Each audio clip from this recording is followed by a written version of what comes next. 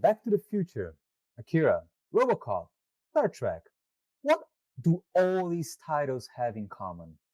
Perhaps they're all nuanced critiques of our complex modern way of life interpreted through the accessible guise of science fiction. They might cast an eye on the difficulties of our society faces today, but through the lenses of a detached yet somewhat still possible future. Nah, they were just used as nostalgia bait for Ready Player One. Welcome to Clapfoot After Dark. Oh no, it didn't work. Damn it. What? After all that work. After Anyway. all the work. Well, we had an amazing stinger prepared for everybody, and somehow it did not work. This is Clapfoot After Dark. I am HB. On top of me is Matt. Say hi, Matt. Hi, Matt. To my to my left is Mark. Say hi, Mark. He's our special guest. He's and to your right. Coming back because he was like missing last time. We have Max. Hi, Max. Hello. Yeah. So today we're going to be talking a little bit about like Ready Player One and media, and like we've been living through like this crazy times that we are now, and just like this particular devs podcast, in which the format, as you can see, changed quite dramatically. Quite dramatically, exactly, because of the pandemic that is going on. A lot of people are self-isolating, and that got us talking, got us thinking, like, well, man, maybe Ready Player One is like a future that we're gonna go to next. So, but it's kind of crazy, like, because I know for a fact that I don't like either the book or the movies. I think but not because of the ideas behind it. I think they're pretty cool. I think it's very realistic in the way that we can get people living their lives through their virtual media. It's just it's poorly written. It reads like a fanfic. It's like and then the Iron Giant show up, and then a Gundam show up. It's like, yeah, but you don't use it anyway. That is my take. But I know that there are people in here that actually quite like the movie. It's amazing. Why is it amazing, Max? Well, because first an Iron Giant shows up, and then a Gundam shows up. Before we get to that, though, I have a question for everybody. Yes. Except for Max. What are you drinking? Because that is a part of the show, and we are not going to break that tradition. I always forget about that it is a part of the show. And I'm the one that is supposed to take the reins on that. So I'm going to ask first you, Mark, what are you drinking? Guests first. Yeah, exactly. I'm drinking, I just grabbed the beer yesterday when I braved the supermarket I was saying earlier. It's a Bear Runner blonde ale from New Ontario Brewing Co. So fancy. I was just sold on how the can looked and nothing else. The graphic design sold you on the can. Yeah, I mean, that's where you got to start, right? Yeah. Yeah. What about you, Matt? What are you drinking? I'm drinking of Conor McGregor's whiskey, which when I bought it, I didn't know it was Conor McGregor's whiskey, Proper 12. Nice. Like, you can actually see my ring. My camera has a ring light on it. The whiskey is actually really, really good. I'm actually really surprised. It's growing on me really fast. It's probably my second favorite whiskey that I've. Oh, that's saying a lot. Yeah, I am drinking. I decided to represent my Brazilian side, and I'm drinking a very, very special. It's a cachaça. It's called Sebastiana. My camera doesn't have a ring light, but I have a ring light. Thank you. It's called Sebastiana. It's a cachaça, which is the Brazilian spirit of Castanheira, which it's a tree. It's a nut. It's a pine tree, basically. So this cachaça has like an aroma and notes of like this nut. It's what is it called? What is it called that that thing that you can eat particularly during, I guess, during Christmas. It's kind of like round like this, like it's like very dark. You can make marron glacé out of it. Do you know the I name of actually have it? no idea what you're talking. Are you talking about like a walnut or a chestnut? A chestnut, yeah, it's sort of a chestnut, yes. So it's a cachaça aged on a chestnut barrel it's like a one of a kind, like special cachaça that like it's hard to find. Was given to me by my sister as a birthday gift. Is And someone boy, is someone in the chat speaking Portuguese, or is that yeah, Joseph okay? Adolf. Aí sim, porra, bebendo qualidade. Yeah, I'm drinking quality. I am drinking quality. This is like really, really good cachaça. This won like some awards, and I don't even have a chance to getting it here in Canada because this was given to me as a gift while I was in Brazil last time. Well, you might So be drinking quality, but I'm drinking prime, organic, natural, Vancouver-based water. quantity, yes. So it's tap water. But boiled. Boil. That's important. Do you have to boil that in Vancouver? No, I just wanted No. it to be boiled and warm. Oh, I see. Oh, okay. Well, maybe in the future we're gonna have to boil our water when everything goes to shit and we have no basic sanitation. Once the virus ends up in our water supply. Exactly. And in that future, we Dark might future. be all strapped in VR helmets.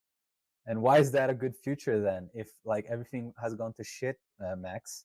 It's so amazing that we can that is a possible future that we could even I mean, we're already so close to it. right? Yeah. I mean, there's a huge problem with nostalgia in our media. Well, no, I was going to say there's a huge problem with water everywhere in the States. But yeah, we have to. But okay, so so go on. So recently Netflix released this ability, or well, firstly, Ready Player One is on Netflix now, which is why this came up in our conversations. But Netflix also just recently released this new way to stream to your friends. So in this new system, you can have all your friends in different houses all watching the same show at the same time, and there's a pause button, so you can all pause it together and you can all watch together, and there's a little chat room where you can talk. Wait, really? That's awesome. Yep. Did Netflix release that, or is that just like Rabbit? I'm pretty sure it's Netflix. I saw this on my WhatsApp group, so I don't know if it's how true this is, but I'm pretty sure that's what. Anyway, Ready Player One is on Netflix, so at the very least, I'm plugging Netflix. Yeah. But what I thought was really interesting about this was that this is a social phenomenon that's been taking place a lot lately. And it actually, even before Netflix, I have a group of friends who this one guy has this impressive DVD collection. And I don't know how legal this is, but what he does is he's got a Discord bot set up that literally just streams his DVD like player to Not Discord. illegal at all. Like I can guarantee it's 100% illegal. Technically, it's not a reproduction. And all of his friends are watching that on the live stream. So, and I thought that was really interesting. So they've been doing this for a long time, but the fact that there is a real social element to being online and consuming media together without ever having met somebody in real life is becoming a very real thing nowadays. That is true. I think that like the advent of social media with VR might actually like bolster that. Like for as terrible as the presentation that Facebook did some time ago during the hurricane disaster, the fact that you could potentially have a physical representation with somebody like on a situation, for instance, even right now, like the situation that we are now, you being able to have physically, like it's hard to say physical because it's all like fucking digital, right? But you being able to have like some physical representation of what you're doing, I think it has a lot of value to it. I just don't like the way the book is written or how the film portrays like VR. Like there's literally like on the first 5 minutes of the movie or 10 minutes of the movie, there's this scene in which like they are in the Doom world or whatever. They're fighting in the Doom world, and then there's this character climbing up like sort of a mountain or something like that, with a gun on their hands, and then it cuts to the person playing that character. That person is actually climbing over their sofa, and I'm like, this is so fucking unrealistic. This is so ridiculous.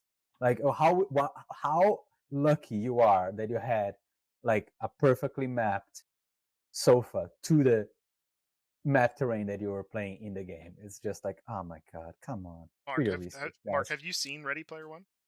Or read the book. I watched a movie on a Did you like plane. it? Um, It's a really good plane movie. I can give you that. oh, that's a low blow. Ha! I don't know. I don't really, it was. I didn't hate it. Maybe that's the best way to qualify how I felt. That's also not a high praise. Yeah. But what did you think about? Okay, so despite the movie itself, like, With the o- so yeah, or other than the actual particularities of the movie and the book of like if it's well written, well shot, whatever.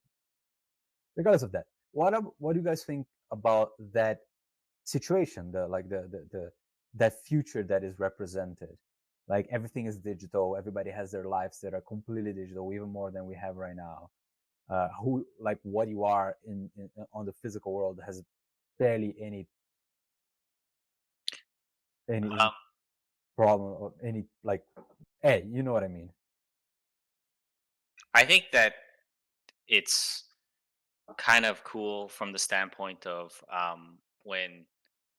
So when I was small, I like everyone else, you kind of like imagine what all the cool stuff that's going to come in the future, right? And Mm-hmm.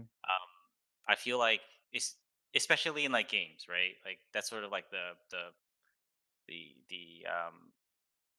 virtual, like the future of games. You kind of thought, oh, all these cool things are going to happen, and most of them, unfortunately, they did not happen. But virtual reality is kind of cool for me because I actually am not a huge fan of virtual reality. Like I'm not like uh, I'm not like obsessed about it as like a lot of people are. And in fact, I'm sort of like from the standpoint of like being excited about it as a consumer. But what does excite me about it is that it's the one sort of futuristic thing that we saw like 20, 30 years ago that people that the the the tech companies of the world or the, like the video game makers or those people are willing to take like a bet on, right? Like they're willing to go make something that isn't really going to make them a lot of money, like the Facebooks, Mm-hmm. like the Valves. It's the one sort of like futuristic thing that they're willing to say, hey, let's invest tons of money into this. And even though we're not going to be making like Facebook money, the fact that Facebook is investing like hundreds of millions of dollars into into something like VR, and Valve, like even though it's not making Facebook money, and Valve is investing tons of money into Vive and like Half Life and stuff Mm-hmm. like that. Even though it's not going to make like Dota money, right? Like nowhere near. It's going to make like a fraction of what like Dota makes. Like it's nothing. It's like pennies to them, but Mm-hmm. they're still willing to do it because they're for some, which is really exciting to me because that is a rare commodity these days. Like big companies will not make a game unless it's going to be like Apex Legends, where they can look at it and be like, hey, this is going to make us hundreds of millions of dollars.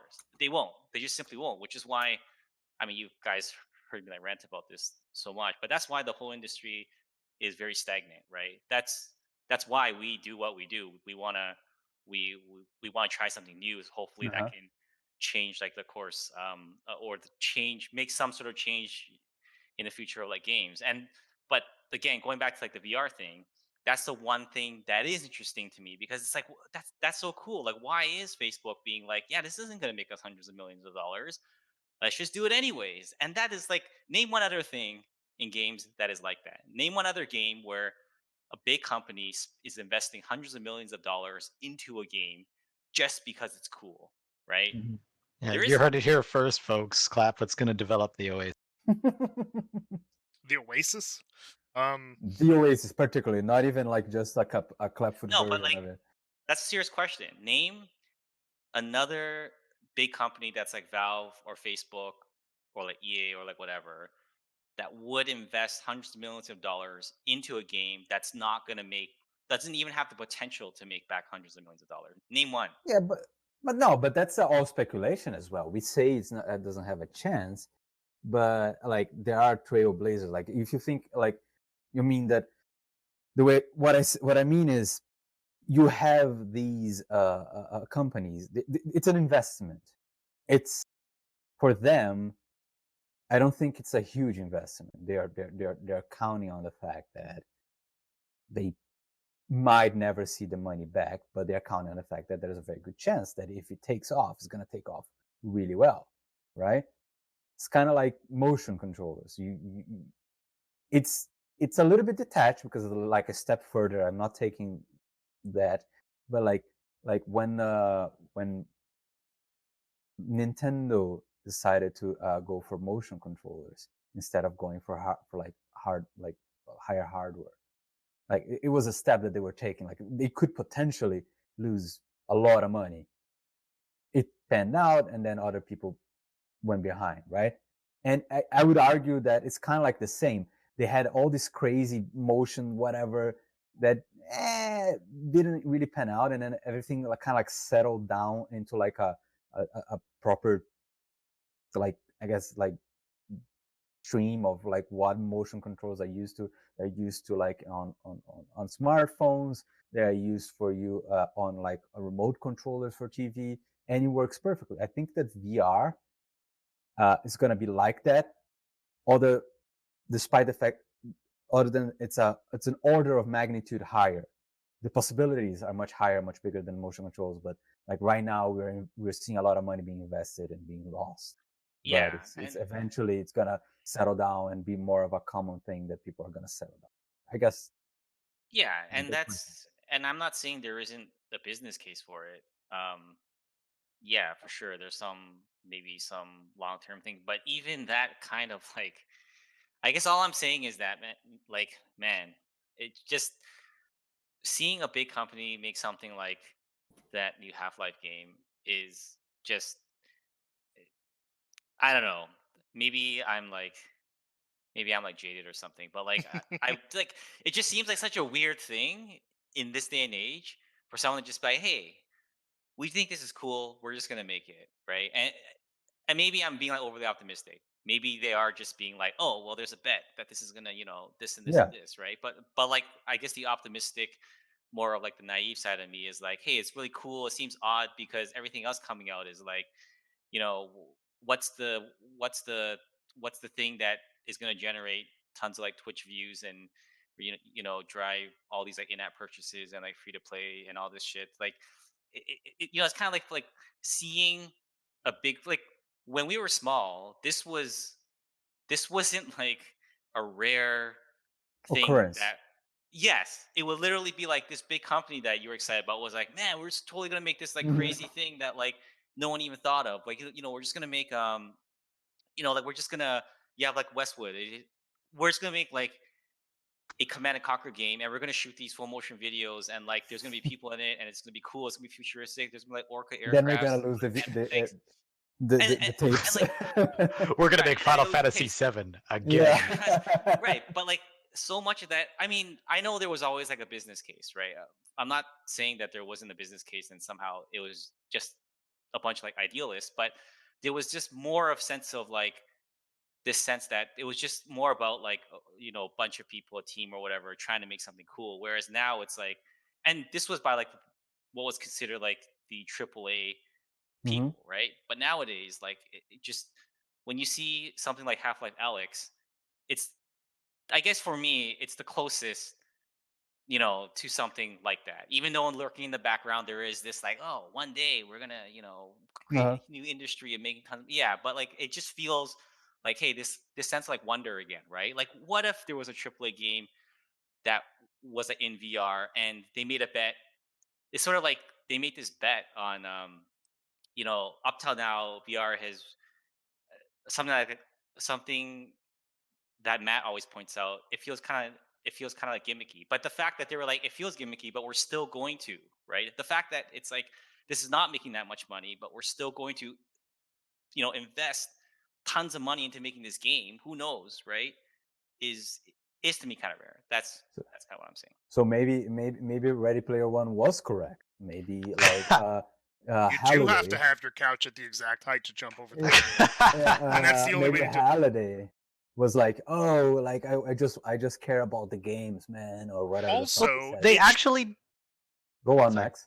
They actually do have a scene in that where they specifically talk to Halliday, and Halliday he's like, oh, we should have like tiers and levels where you can like pay and get certain Yeah, perks. the bad And then guy, Halliday right? comes out, he's like, yeah, thanks, nice coffee, and he turns back to his keyboard. Sorry, go ahead, Matt. Yeah. I was just gonna say, it also is true because it relies on nostalgia to actually get thing through. So like Half-Life Alex, probably no one would care that much if it wasn't.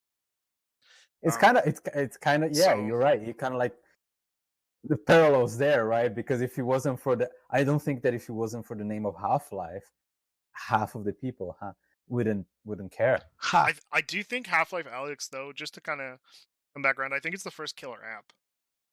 First time with VR, I've kind of thought like, maybe I'll I pick think one it's up. the- Like, I think it's the first recognizable brand name killer app. it's not just 'Cause I that. think It's not just it's that. It's two things together. Because we had killer apps before, like honestly, like Beat Saber. If you never had a chance to play Beat Saber in VR, Jesus Christ, you're missing out. It is a killer app, but it doesn't have the recognizable part. We had recognizable names, like we had the Batman experience, the Star Wars experience, which are fantastic. Well, the Star Wars more than the Batman, as far as I know. I haven't played the Star Wars, but I heard it's good. But it's not a killer app. I would I argue think that that Half-Life Alex is the first one that like really is like, fuck, this is it, like joins both together. You know what I mean? So I'd argue that Resident Evil 7 was probably the first one that did. But it didn't make people go out to buy VR. Beat Saber, I would agree No. with you. Hey, Resident Evil Um, 7, in my opinion, is more of a recognizable, not a killer app, though. But it did it really doesn't- well. It it's did not the it's VR. not a killer app because it doesn't cater to everybody. That killer doesn't app matter. has to cater. Okay, No, a what the killer app has to definition? cater to everybody. The definition is like something that makes you go out to buy the product. The I PlayStation agree. 4, the PlayStation 4. Resident Evil didn't do it. Resident Evil didn't do it. Beat Saber almost does it because it's kind of like Almost does transcended. it. It's That's- transcended to like a fitness thing too. Well, but I think Half-Life Alex is going to see a big swing. I think people are going to, and I think it's partially because of Half-Life. I think it's partially because of what Mark was saying, is that they're really going out there and like putting it all on the line. They're putting a lot of work into this thing, and it shows. Even in the trailer, I'm like, oh man, like there was things in agree. the trailer where I was like, oh god, I've never seen that before, and that's what I 100% agree. that's what I feel like is missing with games now. Yeah, like, 100% agree. Go on, Mark. oh, so like, yeah, like, so what is like an innovative game that you have played, let's say in the last few years, where you felt like having more production values would have made it like cooler to some degree, but it was like maybe it was like an indie title or something. Hold on, I have to That think mouse about it. game. Mouse game? I mean, like, it doesn't even have to be like, it doesn't even have to be a game that just any kind of innovative game. What's It it? could literally What's be it? anything, right? What's his name? Oh my god, it's this puzzle game. Bennett Foddy's getting up. I just want to see that in like full 3D, just like Skyrim Sorry, like, which world. game? Bennett Foddy's getting up. I don't even know what that is, man. Is I've that never one that heard he of goes it. inside a barrel and trying to get up? Oh all the wait, way what to- about Oh, that one. I saw Donkey play that one. Yeah. the Pix? There's is it like Undertale or something? Like that was really Undertale. Yeah. so like I haven't played it, but from what I hear, it's like But here's the thing. I pretty, think you know. Undertale is a like absolutely fantastic game, right? But I don't think that it would actually benefit from having a bigger budget, Mm, because part of the budget, right. part of the thing about Part the of the game charm. exactly is that I'm trying to think. There's this one game, I can't remember the name. It's a puzzle game, but it's a puzzle game in which you move images around, and the way you move the images around interacts with the game. It's fuck like for Jesus Christ, not Gree. It's Goragoa, Goragoa, and that game, I would say that, let's say it was if it was had like a larger production, and you could have like a full story blown, like branching three Right. instead of just being a Right. puzzle game, it would be So, like mind blowing, like right. literally mind blowing. Exactly. But the crazy thing is, when we were small, that happened all the time, right? And like the high production equivalent versions back then, like that would be a thing, right? Like so I mean, I guess I'm harping on something that's just not even a new problem. Like in movies, it's been like this probably since like the last like 50 years or something. So I'm definitely not like, there's nothing new here, but it's just sort of, yeah. Anyways, we're talking about Half Life, right? No, So listen, so that's Well, why I I just understand like, what yeah. you're saying. I think personally, what is happening to video games is what happened to movies, is what happened to books, is what happened to almost every single type of media, right? In which even TV shows or whatever, you have a language that gets established. Video games is just the newest of all these art forms. Then the language gets established. Then you have the most common, I would say, denominators of everything, and then it becomes like the big dogs.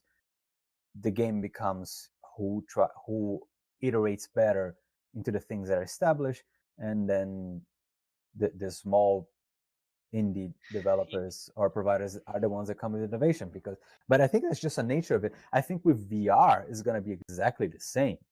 Like if we're going for the VR like topic, like I think right now, I understand why you say like right now VR is such like a bustling a paradise for the people that love games, and for us to have that feeling that we had when we were kids, and like, oh my god, every single new game is a new feeling, a new interaction, Yeah. and something new, right? It's because there's no language that's predefined, there's no code, there's nothing that is like off the table right now, and the big players are gonna be like just as willing to try, like with Alex, as anybody else, because nothing is written in stone.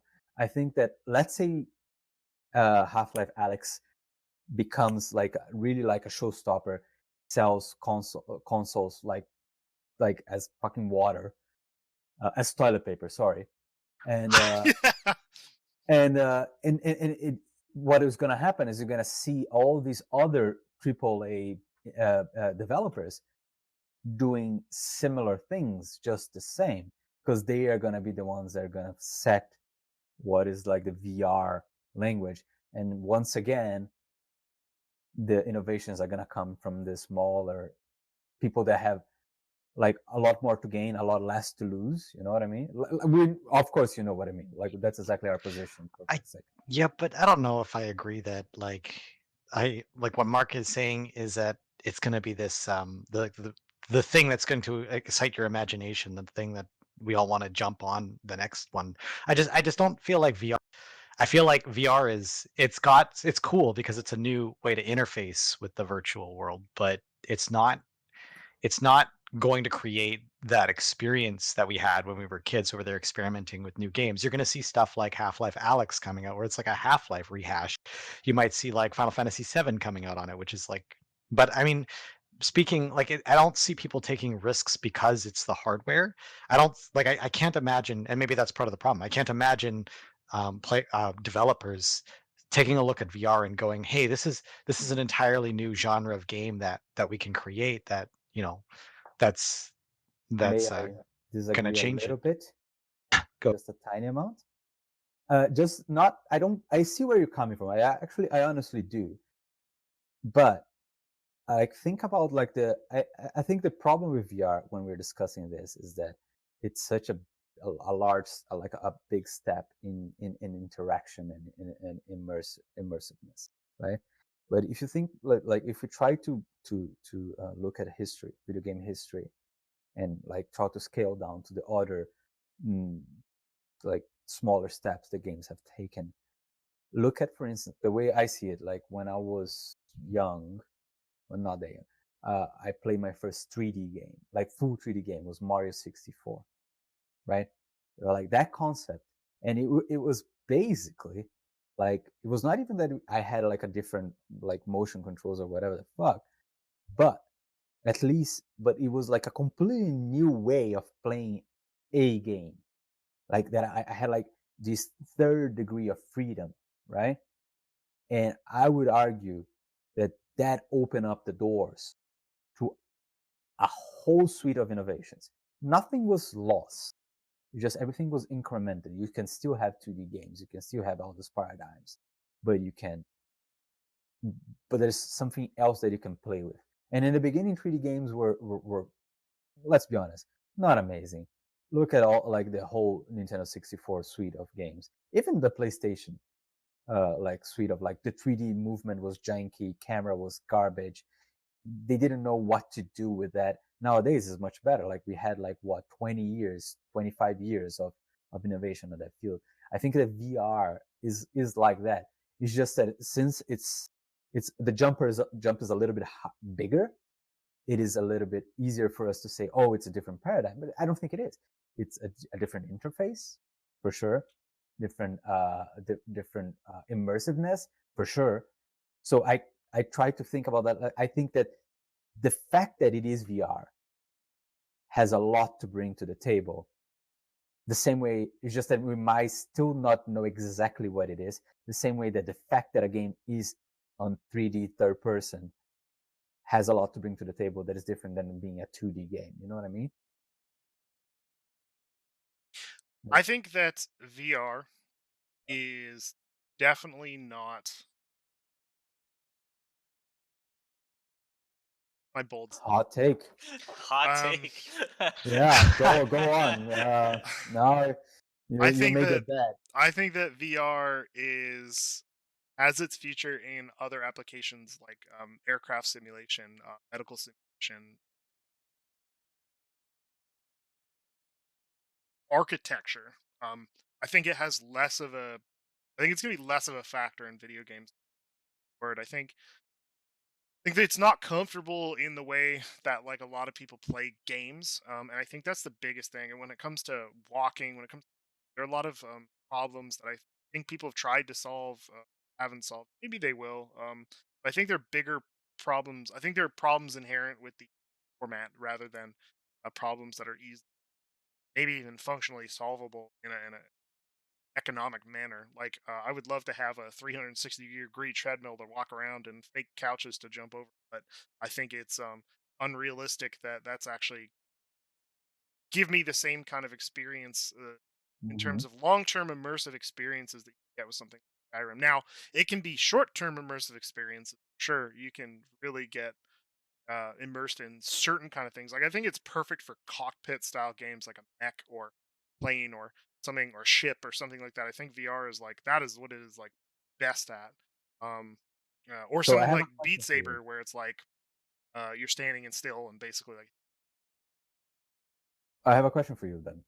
Mike, so is that because, like I mentioned before, what I think is that VR is still so immature that we are at the Wii Sports time of VR games in which everything is motion. Oh my god, it's amazing. You know, that's what VR is right now. And eventually things will dial down a lot and VR as a whole would just be an integration. It's just going to be integrated to game. And I'm not um, saying in the next 2 years, I'm saying in the next 15 years, the same way that motion controls took 15 to 20 years to actually just be so integrated that we don't even notice anymore. If your argument is that VR is like motion control, I think motion controls are like kind of universally terrible.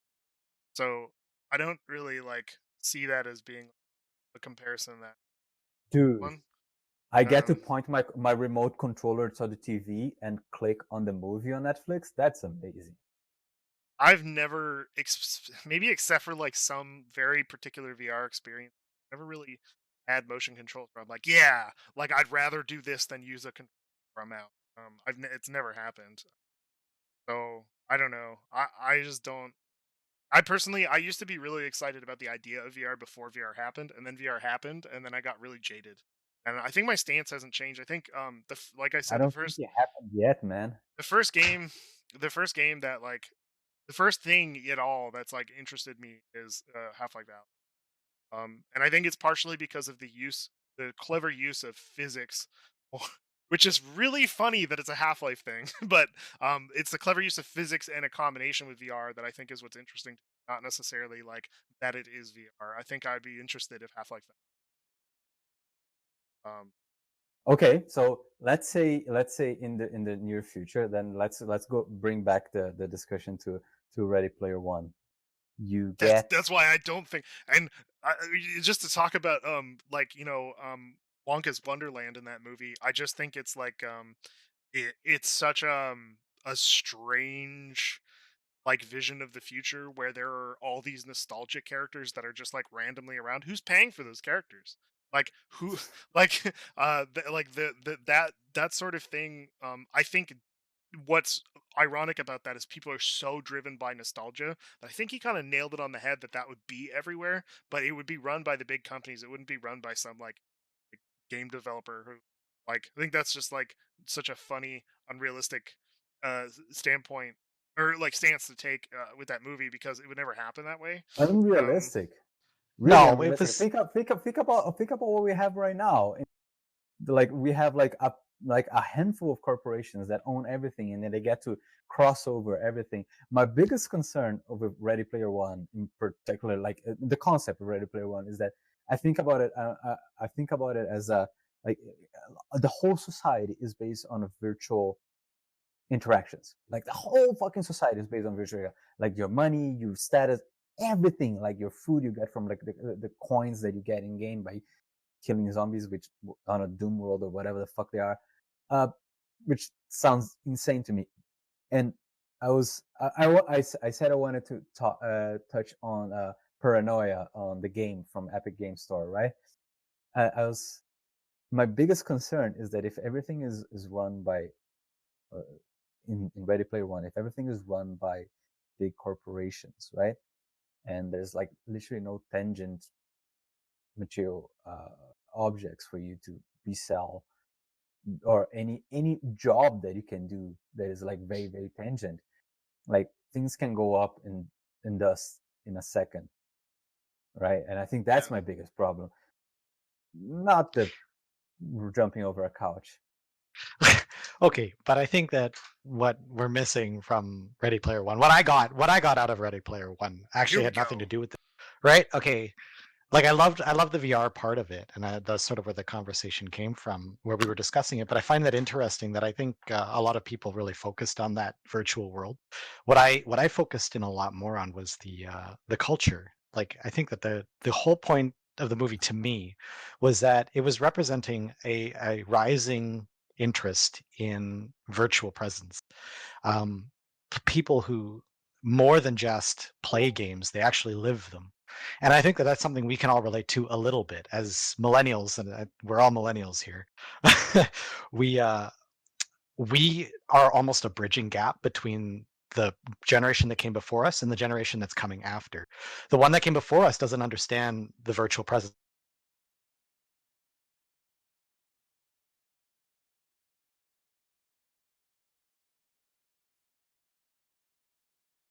the virtual reality as opposed to the Sorry real. guys, Max, can you guys go back a little bit? The whole dropped for the Oh, the whole Discord just went boop and went to my phone, and I don't know why. I didn't actually press anything. I sent you Oh. a message to see if I could get like Are we online right now? Yeah, we are. Yeah, we're online, but the whole Discord went to my phone. Don't know why it went to my. It was really funny. Ah.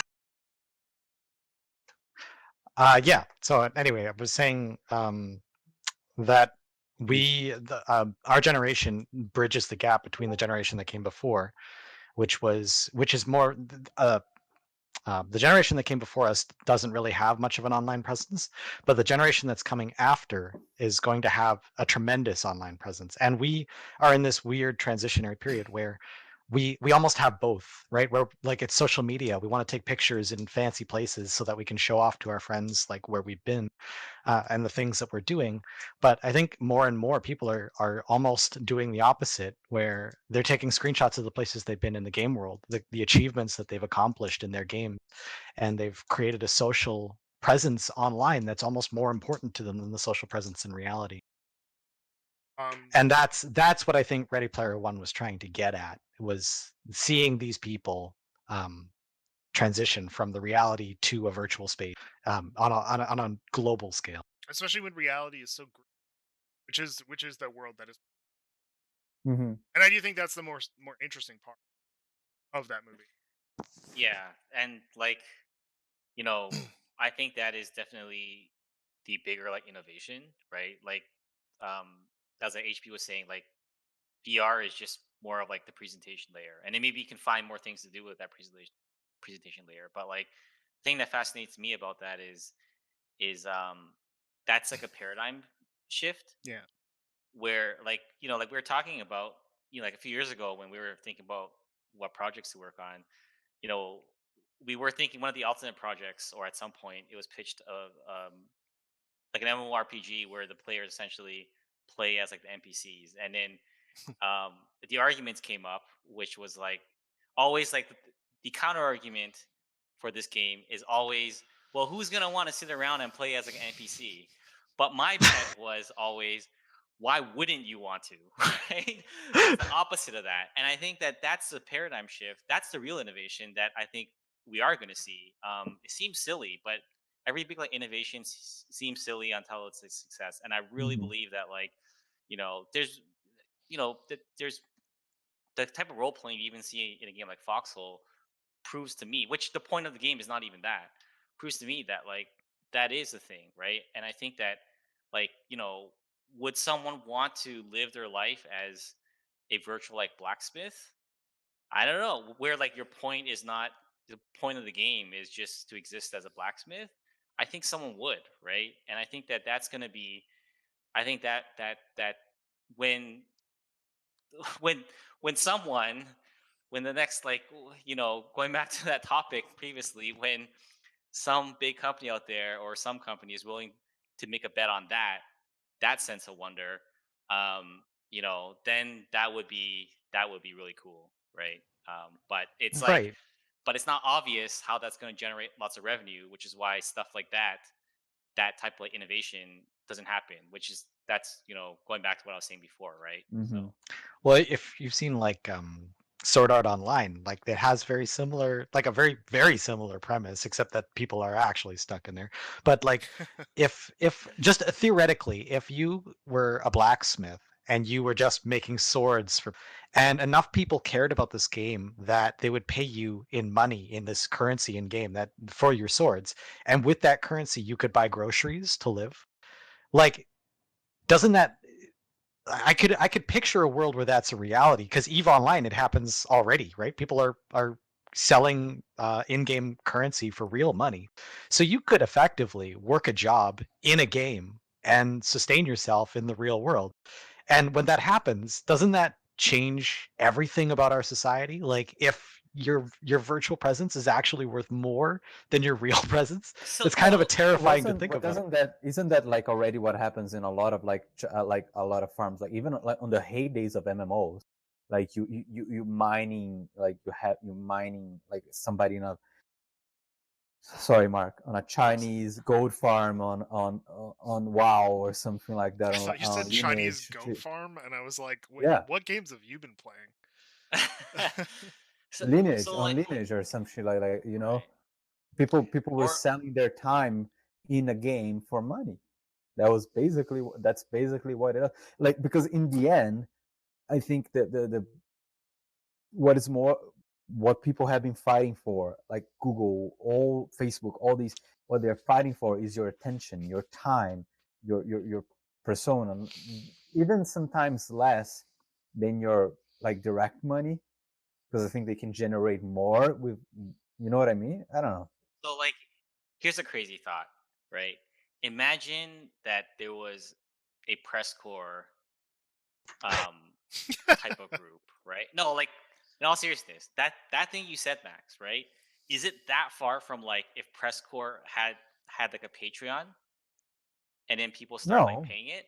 No, Like not at all. he's literally doing complete, like we didn't come up with like a game mechanic for like a journalist in the game, right? If that group, they're literally doing a virtual job that people care enough about. If there was, that next step of like a Patreon account, they would literally be paying that group for that, and they can use that currency to buy well, like I don't know why is to buy that like so groceries. different from any Twitch streamer.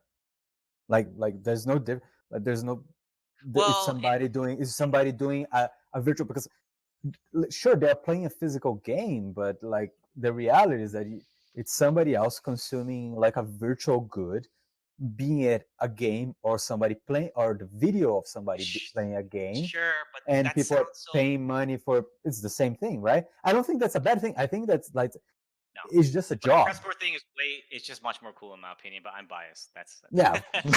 but It's think not about different. to think about press corps for a second though. Like, obviously you've got our attention. So press corps, what's interesting is that it's people who are choosing to play a role in a video game and then getting paid for it. That's why it's different than Twitch streaming, because Twitch streaming is pay me for playing video games, not doing a specific thing in a video game. It's Yeah. doing the job virtually that gets them paid ultimately. Whereas Twitch streaming is kind of external to the game, to the virtual world, which is why I think it's actually closer to what I would Max was talking argue about that with Ready Player One. that is, it's very, it's the difference is actually way smaller than that. If you think of people that are professional, like fucking Ninja or whatever, they play Fortnite, right? Like 24/7. Uh, like they're paying him for a job. Job is to be like an amazing player in the game. Just because the game, No one in Fortnite is paying him though. Okay, no, like no, but nobody's paying. But nobody would be paying. Nobody on Clapfoot would be paying Press Corp either.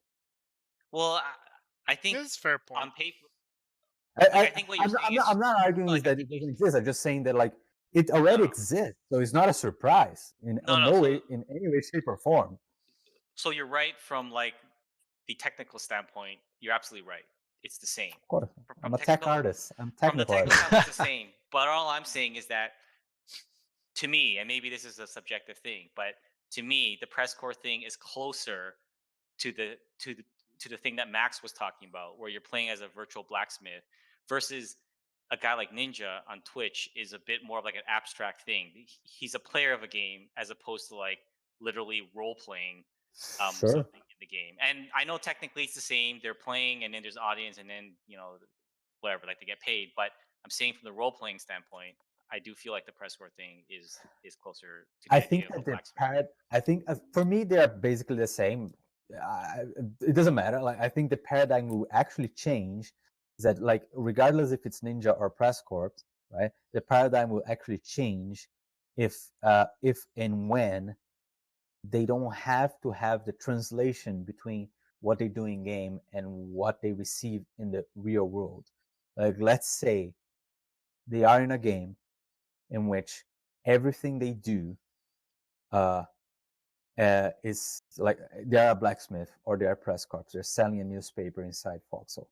But because they're doing that, they earn in-game money. They can use that in-game money to pay for their for their subsistence, like to pay for their living conditions and their food. I don't know Yeah. how that would be possible. I think that's like like a bigger step removed for sure, but it's basically almost like what you see in Ready Player One. I don't know if that's a good thing or a bad thing, to be honest. I personally think that is not amazing. Like that there's like literal like very zero connection to the. It's hard. I hate saying real world, because to say that things digital are not real, it's so like the friends that you make digitally are real friends. The experiences that you have on a game are real experiences. They just happen to be on a digital media. But So like when you can have, just so I can finish, when you have like your whole life, everything that you need to survive doesn't even have to pass by the non-digital form.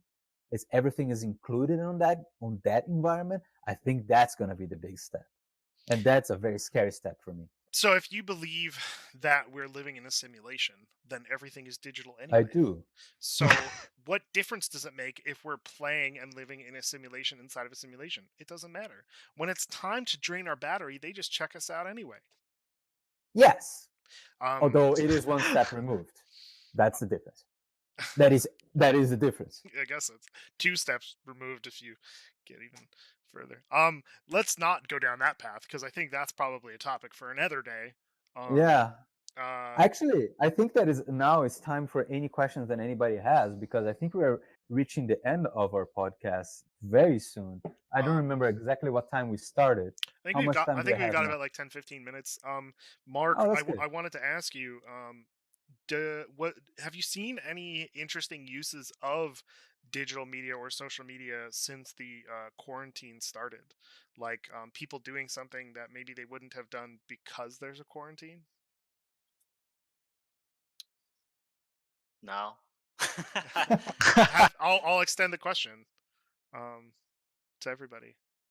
I know we talked a little Well, bit about it before. other than having like a like basically a support group to a lot of people that are quarantined, but I guess Well, that's not too different like from the one thing normal.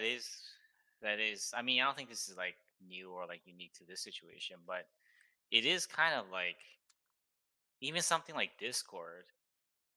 It's very, it's like a very strange um thing where like 20 years ago when there was a similar type of crisis or something, like you just be quiet at home. It's kind of having like a blackout almost, but now it's like you just go on. You're like, oh, this is almost the same as it was yesterday, Yeah. because the people that I interact with most, right? I'm still interacting with those people. I mean, outside of my family, but like Hmm. outside my family, the people that I'm interacting with most, I'm still interacting with them in the same way. I don't interact with like, sure, like I'm sure everyone sees their friends outside and stuff, but it's like so many of the people that I interact with are just like online, whether it's basically through like WhatsApp or like Discord, or like whatever, and like I interact with most of my friends through WhatsApp, so it's like that's almost it's another virtual space, and it's like it's not like the big there's it's not like ever since this thing happened, it's like, oh my god, now instead of WhatsApp, I'm using something else. It's like, yeah, I talked to you through WhatsApp yesterday, and today I'm still talking to you through WhatsApp. Yeah. It's like, what the hell actually changed, right? It's It's weird. like all the memes have been saying, like we are all like game developers, artists. We've been like training our whole lives to be incarcerated inside our homes, being Yeah, used to this shit. yeah, yeah. The question from the you, chat: you, who you has saw, the most toilet paper? I'm okay. yeah, I'm running out. I use a bidet, so Oh, isn't that I've got convenient? I've got like 4 rolls left. Send help. All right, Yeah, everybody. no, I still don't understand Get a I PO still box. yeah. like I know the reasons why like there's a shortage, and I understand it all, but for me personally, subjectively, I guess I just every time I hear about that, I just think like, man, like why like isn't that the least of people's concern? Because it's like Yeah. if like shit hit the fan, you can just, if you had to go and like take a dump, you just go outside in your backyard, you'll be fine, right? Or like just go out. Or you take a shower and use water. Yeah. We still have running water. Yeah, Yeah. exactly. Like, why is? I mean, I get it, right?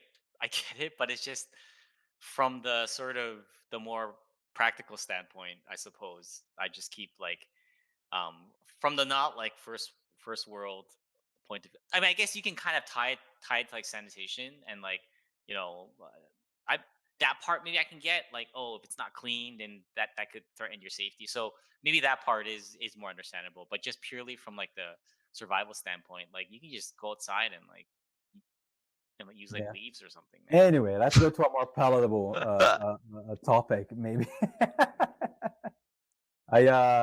You said they said that you did saw something that did change with this with this whole situation that we're living on. Matt was about watching Netflix over video chat. What the hell is that about? That was Max, I think. That was me. Matt? So yeah, how does that work? By the way, I'm very curious.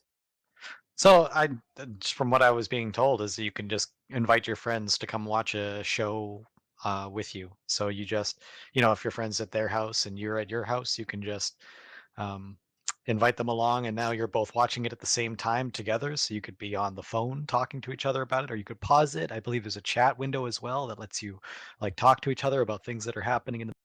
That's on Netflix. That's really freaking cool, actually. It's kind of like on MS, like those commentary that happen on videos that people say, okay, the movie is starting now on 3, 2, 1, and then everybody watches the same movie but with the audio commentary on top of it. It's very Yep. common on YouTube, which is really cool. It sounds a lot like Rabbit. What is Rabbit? Rabbit is an app or a website where basically one person is streaming Netflix and they have control over everything. And there's a chat room, and it's like grabs the like screen grab of the Netflix and then like plays it.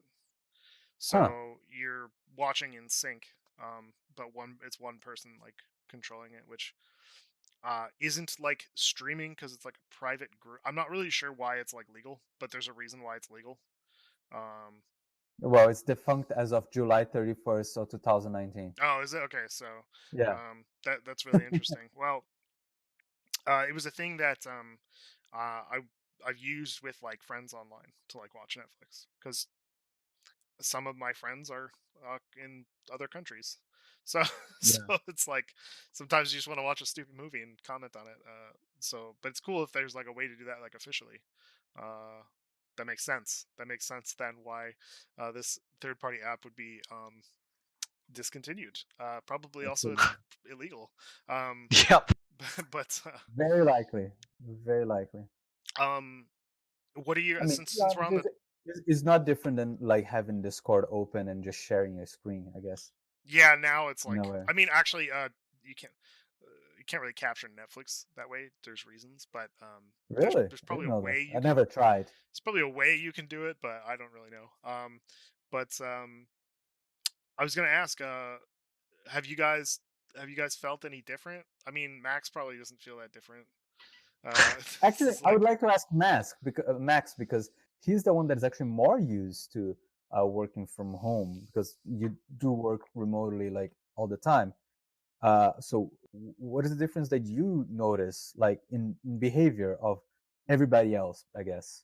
It's actually way nicer. I mentioned this, that I actually really like the difference, because when I'm working from home and I'm the only one working from home, I think you miss out on a lot of like the water cooler talk. You miss out on a lot of the conversations that happen. But knowing that everybody is communicating through Discord in the same way, it's actually nice to be. Actually feels more like an online community than just being the only one. Don't worry, we don't have water cooler talks at Clapfoot. Everybody's strictly chained to their desks. You're not actually that far off. I found when I actually went there to visit you guys, and I was there for a week and a half, it did feel very similar. It's very silent. Like we have a very Well, it's weird because someone will be typing like LOL in caps, and they're completely silent at their desk.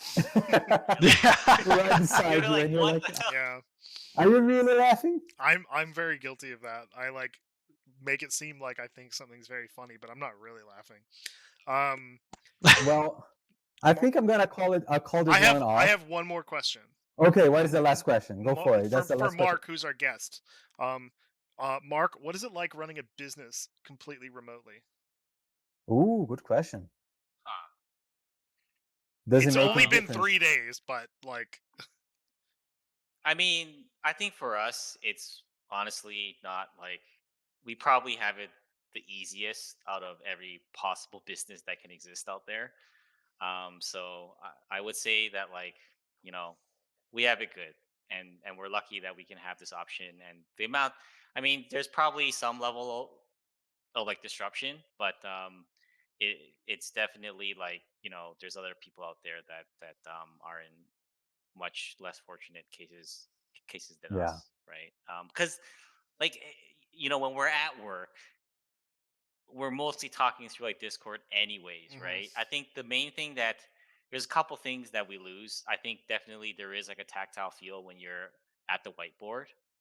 There are Hmm. certain things you can like communicate that is harder from home. And I know like this is different from person to person, but I personally like this feeling of like being there with the team. Um, so there's some things that are lost, but all things considered, like I would say that we are we're super fortunate. I see it just sucks, like I like so many businesses out there are like affected, and like all I can say is, man, like we're just so lucky, like We're so just lucky. super super super lucky. Yeah. okay.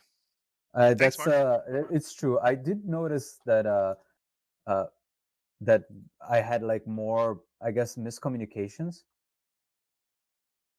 that Like like yeah, you almost have to try harder to spell everything out I because know, right? you Because do lose something with like the physical presence of explaining something to someone on a whiteboard and using your fingers and being able to like draw versus yeah. like trying to it's almost like it is almost like it's not your hand. There's like another your hand is controlling another virtual hand, and you're kind of like trying to make it do what you want, but like Hmm. it's not as like direct, right? It's like another layer of indirection. So For sure. Yeah. Well, fortunately, we get to have this have to have Mark and Alka's uh like getting our backs, make sure that like we are still okay. Fortunately, we get to continue work on the game from home.